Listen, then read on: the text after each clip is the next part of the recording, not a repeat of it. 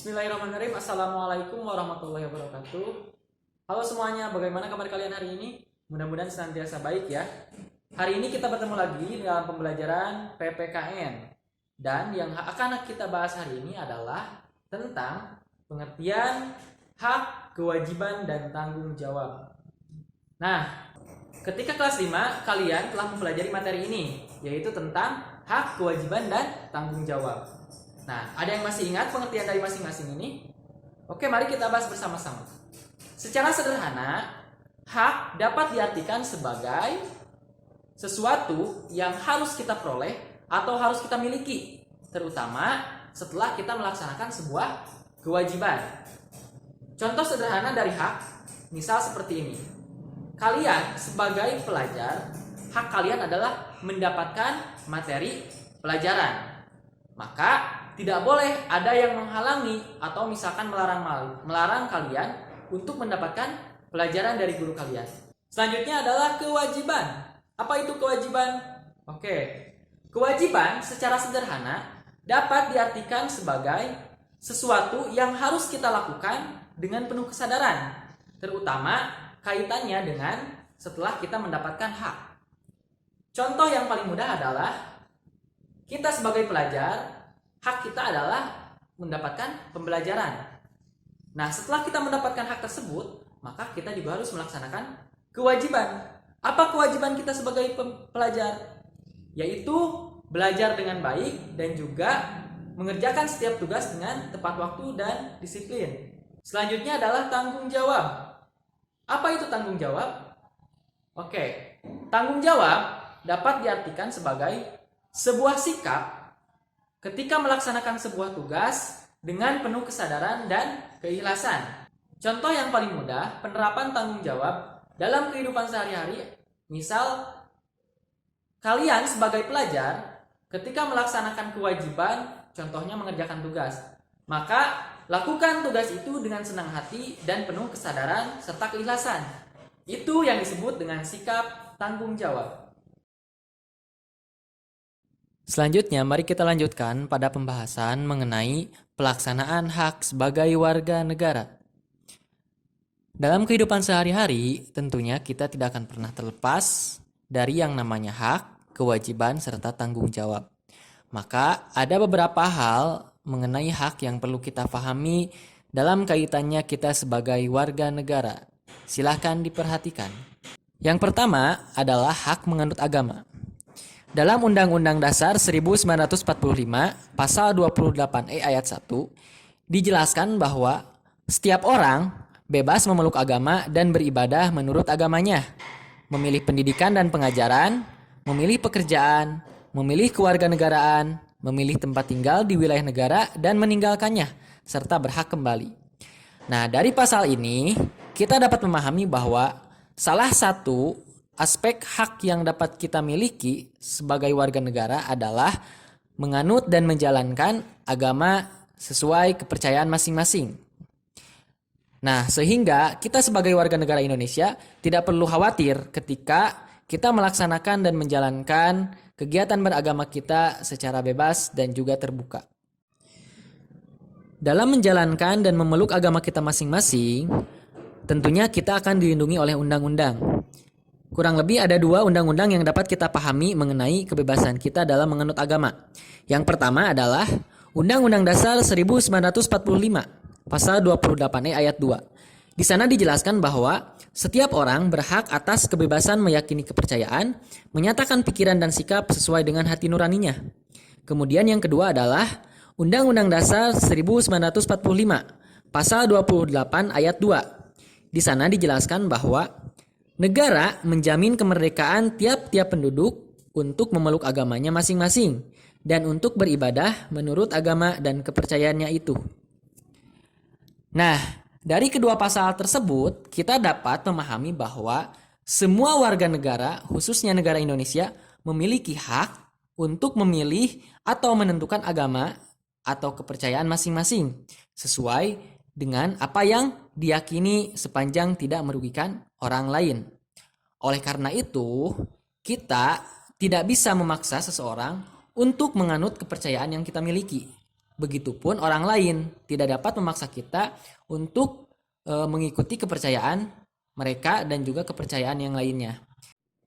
Oleh karena itu, sebagai warga negara yang baik tentunya kita harus saling menghormati sesama warga negara Indonesia meskipun kita memiliki agama dan kepercayaan yang berbeda-beda. Selanjutnya, hak kita sebagai warga negara Indonesia adalah mendapatkan pendidikan. Kita sebagai warga negara Indonesia dijamin oleh negara untuk sama-sama mendapatkan pendidikan yang layak. Hal itu dijamin dalam Undang-Undang Dasar 1945, Pasal 28C ayat 1, yang berbunyi, setiap orang berhak mengembangkan diri melalui pemenuhan kebutuhan dasarnya, berhak mendapatkan pendidikan, dan memperoleh manfaat dari ilmu pengetahuan dan teknologi, seni dan budaya, demi meningkatkan kualitas hidupnya dan demi kesejahteraan umat manusia.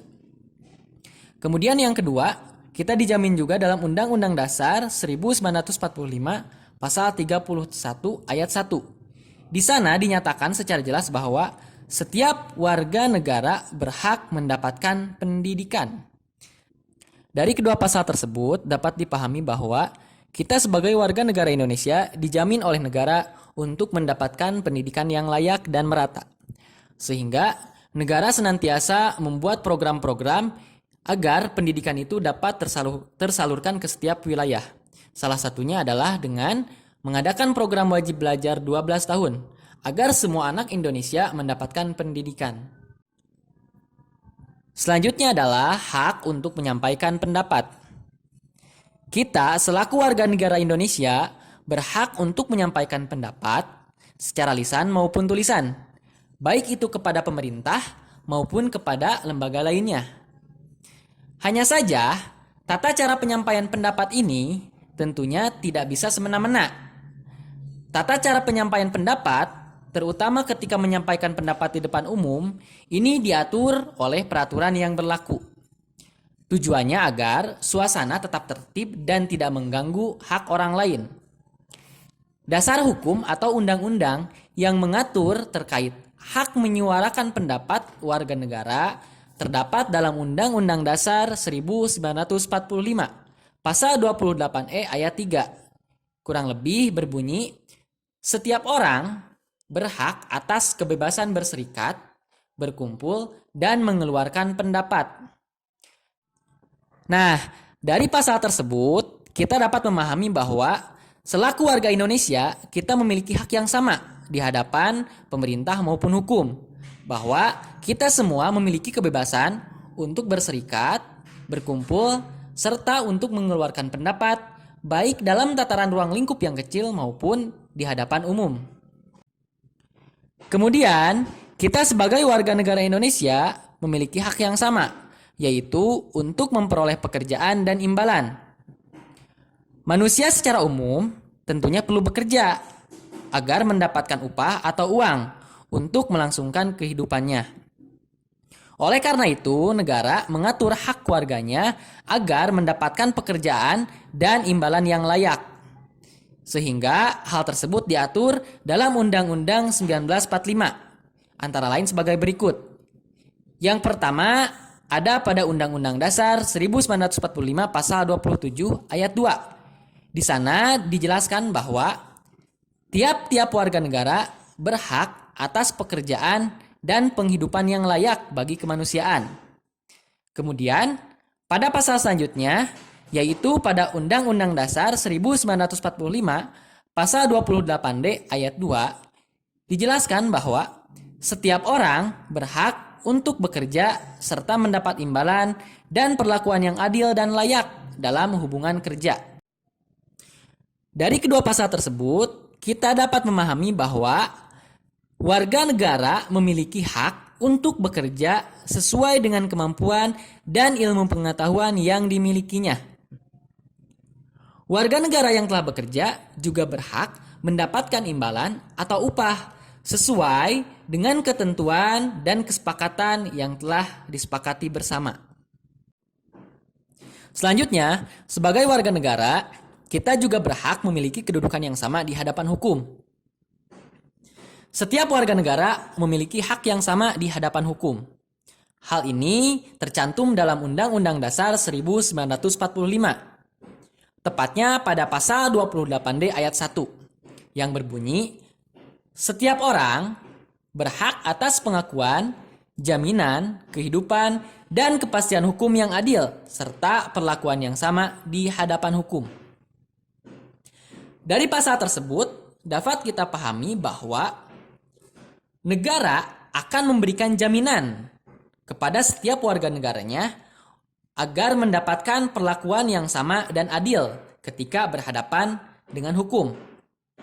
Sehingga ketika aparat melakukan penegakan hukum, mereka akan memberikan tindakan yang sama dan adil kepada seluruh warga negara tanpa memandang suku, bangsa, agama, tingkat pendidikan maupun jabatan.